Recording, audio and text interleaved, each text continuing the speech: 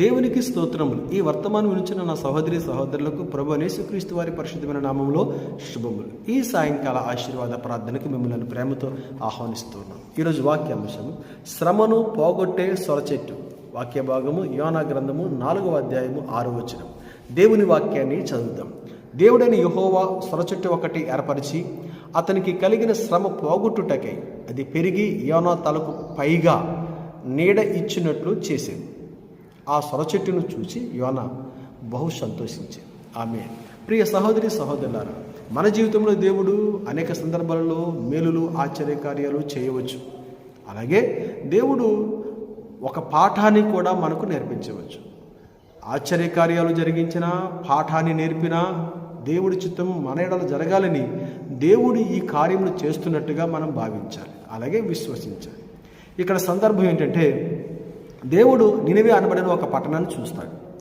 ఆ పట్టణాన్ని చూసినప్పుడు ఆ పట్టణ ప్రజలు ఎలాగ ఉన్నారంటే, దేవుని సన్నిధికి దూరంగాను దేవుని వాక్కుకు దూరంగాను ఉంటూ దుర్మార్గమైన పనులు చేస్తూ పాపభీతిలో పాపపు కార్యాలలో ఉన్నారు.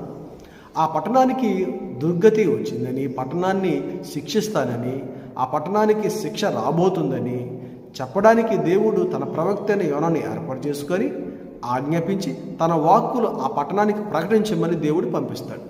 దేవుడు పంపినట్టుగా యోనా ప్రవక్త నినివే పట్టణానికి వెళ్ళి దేవుని మాటలు ఆ పట్టణపు వీధుల్లో తిరుగుతూ పట్టణ ప్రజలందరికీ ప్రకటిస్తాడు.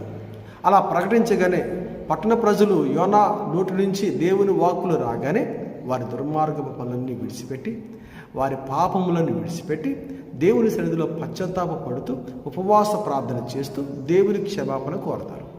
అలా దేవుని క్షమాపణ కోరగానే దేవుడు వారిని క్షమించి వారికి ఇవ్వవలసిన శిక్ష విధించకుండా దేవుడు వారి మీద కృప చూపిస్తాడు.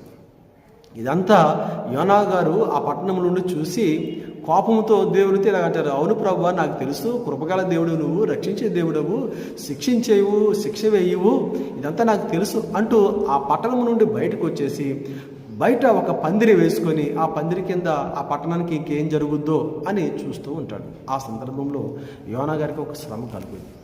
ఏంటి శ్రమ అంటే, బహుభయంకరమైన ఎండ, వేడి. అవును ప్రియ సహోదరి సహోదరులారా, మన జీవితంలో కూడా కొన్ని శ్రమలు ఆయా రూపాల్లో వస్తాయి. యోనా గారికి ఎండ రూపంలో శ్రమ వచ్చింది, నీకు వేరే రూపంలో రావచ్చు.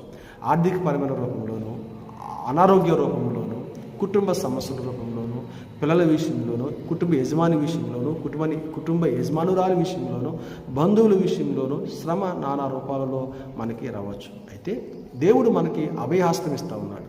యోనా గారి శ్రమను చూసిన దేవుడు నా శ్రమను చూస్తూ ఉన్నాడు. నువ్వు దిగులు పడకు, భయపడకు. భయంకరమైన ఎండను అనుభవిస్తూ శ్రమ పడుతున్న యోనా గారిని చూసిన దేవుడు ఆ శ్రమ నుంచి తప్పించడానికి ఒక సొరచెట్టును దీవెనకరంగా ఆశీర్వాదకరంగా ఇచ్చాడు. ఆ సొరచెట్టు పెరిగి యోనా గారి తల మీదకు వచ్చి నీడనిచ్చింది. ఆ నీడ ఎప్పుడైతే వచ్చిందో అతనికి కొంచెం ప్రాణం చల్లబడ్డది, విశ్రాంతి దొరికింది. అమ్మాయ అని చెట్టు వైపు చూసి బహు సంతోషిస్తూ ఉన్నాడు. ఆమె మరి యోనా గారికి ఆశీర్వాదము సొరచెట్టు రూపంలో వచ్చింది. అంటే శ్రమ సొరచెట్టు రూపంలో తొలగించబడింది. నా శ్రమలు ఆయా చెట్ల రూపంలో అనగా దీవెన రూపంలో దేవుడు కలుగు చేస్తాడు. నినివే పట్టణములకు వచ్చిన శ్రమ ఏంటి? దేవుని శిక్ష. మరి శిక్షను దేవుడు మరి విధించాలి అనుకున్నాడు, కానీ శిక్ష నుంచి వారు ఎలా తప్పించుకున్నారు అంటే దేవుని సన్నిధిలో ప్రార్థించి పశ్చాత్తాపడి పాపములను విడిచిపెట్టి దేవుని క్షమాపణ కోరారు. మరి దేవుడు వారికి ఇచ్చిన, మరి యోనా గారికి ఇచ్చిన ఆశీర్వాదం సొరచెట్లు. మరి దేవుడు వారికి ఇచ్చిన మరి ఆశీర్వాదం ఏంటంటే క్షమాపణ అనే పెద్ద ఆశీర్వాదం అనే చెట్టు, అలాగే కృప అనే ఆశీర్వాదం అనే చెట్టు. ప్రియ సహోదరి, మరి నీకు ఎలాంటి ఆశీర్వాదం అనే చెట్టు కావాలి? నువ్వు ఏ శ్రమలో ఉన్నావు, ఏ విధమైన దుఃఖంలో ఉన్నావు, ఏ విధమైన ఆలోచనలో, చింతలో, కన్నీటిలో ఉన్నావు, ఈరోజు దేవుని సన్నిధిలో నీవు ప్రార్థన చేసినట్లయితే దేవుడు మరి నిన్ను కాపాడడానికి ఆశీర్వాదమైన చెట్టును దేవుడు నీకు ఇవ్వడానికి ఇష్టపడుతూ ఉన్నాడు. దావీదు భక్తుడు ఇలాగూ సాక్ష్యం చెప్తూ ఉన్నాడు. 2వ సమూయేలు గ్రంథము 22వ అధ్యాయము 7వ వచనం. నా శ్రమలో నేను యెహోవాకు మొరపెడితిని, ఆయన నా ప్రార్థన ఆలకించి నన్ను రక్షించాడు. యెషయా గ్రంథములో భక్తుడు అంటున్నాడు, తన బిడ్డలు శ్రమ పడుతున్నప్పుడు దేవుడు చూసి జాలి పడేవాడు. ఆమె ప్రియ సహోదరి సహోదరుడా, నిన్ను చూసి ఈ లోకంలో ఎవరు జాలి పడాల అవసరం లేదు. ఒకవేళ జాలి పడేవారు లేరేమో, అయితే ఒకే ఒక్కడు ఉన్నారు, వారే ప్రభు అయిన యేసుక్రీస్తు వారు. నీ మీద నా మీద జాలిపడే దేవుడు. యోనాను చూసి దేవుడు శ్రమ నుంచి తప్పించడానికి ఒక చెట్టును దీవెనకరంగా ఎలాగైతే ఇచ్చాడో, నిన్ను చూసి నీ శ్రమను తప్పించడానికి దేవుడు తన దూతలను నీ కొరకు ఏర్పాటు చేశాడు. నినివే పట్టణమును చూసి దేవుడు ఎలాగైతే క్షమాపణ కరుణ చూపించాడో, నీ కుటుంబాన్ని చూసి, నిన్ను చూసి, నీ పిల్లలను చూసి దేవుడు తన ఆశీర్వాదాన్ని కుమ్మరించడానికి ఇష్టపడ్డాడు. మరి నువ్వు ప్రార్థన చేస్తావా? దేవుని సన్నిధిలో ప్రభా నా శ్రమ పోగొట్టు అని అడుగుతావా?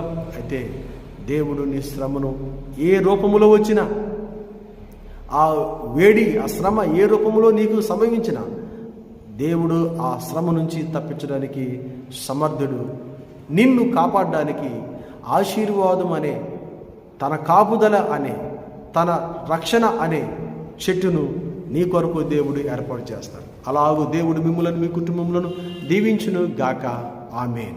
ప్రార్థన చేద్దాం. తండ్రి, మీకు వందనాలు. యోనాను ప్రభా, నీ భక్తుడైన యోనా గారిని శ్రమ నుంచి తప్పించడానికి స్వరచెట్టునిచ్చిన దేవుడు. నినివే పట్టణస్థులను ప్రభా ఆశీర్వాదము, క్షమాపణ అనే ఆశీర్వాదం, కృప అనే ఆశీర్వాదం అనే చెట్లు ఇచ్చిన దేవుడు. ఈరోజు మీ వాక్యం ద్వారా మాతో మాట్లాడినందుకు వందనాలు. ఈ రాత్రి అంతా కూడా మంచి నిద్ర, ఆరోగ్యం దయచేయండి. ఉదయం నుంచి సాయంత్రం వరకు కాపాడిన దేవా, మీ కాపుదలు మాకు అనుగ్రహించండి. యేసయ్య నామములో ప్రార్థిస్తున్నాం తండ్రి. ఆమేన్.